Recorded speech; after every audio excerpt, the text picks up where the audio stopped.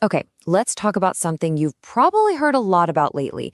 There are headlines everywhere about a new bill that promises to completely get rid of taxes on Social Security for seniors.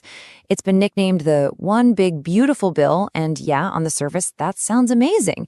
But what does it actually do? We're going to cut through the noise and get right to the facts. This was the promise. Super simple, really powerful. And it's a message that hits home, right? Because it taps into this frustration that millions of retirees feel. You know, that feeling of, hey, I paid into this my entire life. Why on earth am I getting taxed on it again? So, what's the real story here? Is this new law the dream come true that it's being sold as? Or is there a catch? Let's dig in and find out. All right, first up, Section 1, the beautiful promise. Let's look at what was officially announced. So picture this. It's July 4th, 2025. There's a big signing ceremony, lots of fanfare, and this bill officially becomes law. It was all framed as this historic moment, a huge step in giving seniors some much-needed tax relief. And this was the number that was everywhere, 88%. The claim was that nearly 9 out of 10 seniors would suddenly pay zero tax on their Social Security.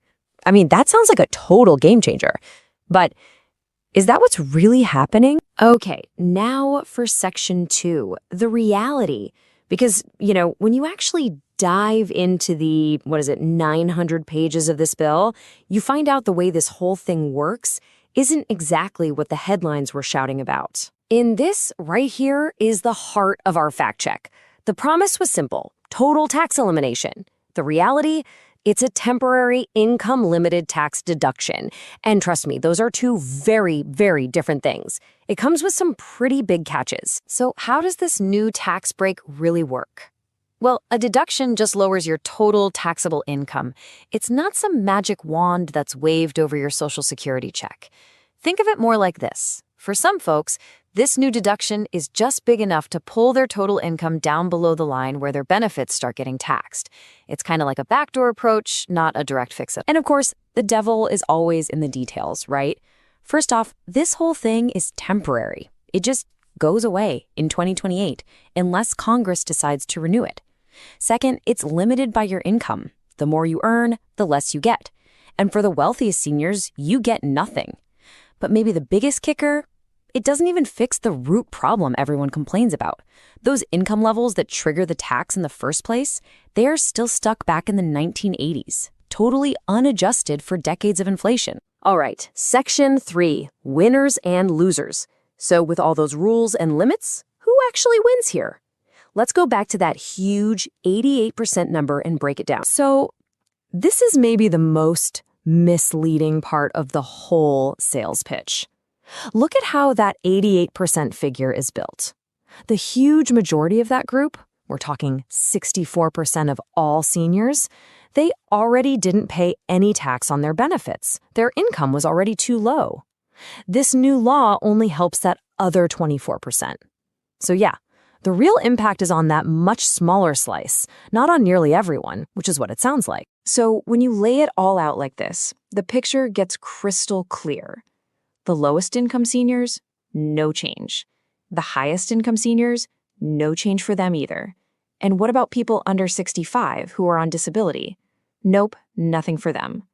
This whole policy is laser focused on one very specific group, middle-income seniors who are over the age of 65. But listen, the story doesn't stop there. It's not just about who gets a tax break right now. There's a much bigger, much more important question. What does this do to the future of Social Security itself? And this is where things get really concerning. See, part of the money that pays out Social Security benefits actually comes from the taxes paid on those benefits. So if you cut that tax revenue, you're punching a new hole in the budget. And the result is that the date when the program's trust fund is projected to run short, it gets moved up from 2034 all the way to 2032. That's a big deal. And it's not just us saying this. Experts are waving a red flag. According to the Nonpartisan Tax Policy Center, this deduction cuts about $30 billion a year in revenue. That is a huge shortfall, and it puts even more pressure on a system that we already knew was in trouble, forcing a hard conversation that just got kicked down the road again. And there's something else buried deep inside those 900 pages. To help pay for this tax cut, the law makes cuts to other programs, things like Medicaid and food assistance. And here's the painful irony. Those are the exact programs that many low-income seniors, the ones who get zero benefit from this bill, really depend on. So, okay, we've gone through the promise, the reality, the risks. What does all of this mean for you? What should you actually do? All right, here's your action plan. First, the practical stuff. Check your income. You need to see if you even fall into that specific bracket that gets this temporary break. Second, and this is important, talk to a tax pro. Your situation is unique. And finally, let's think bigger.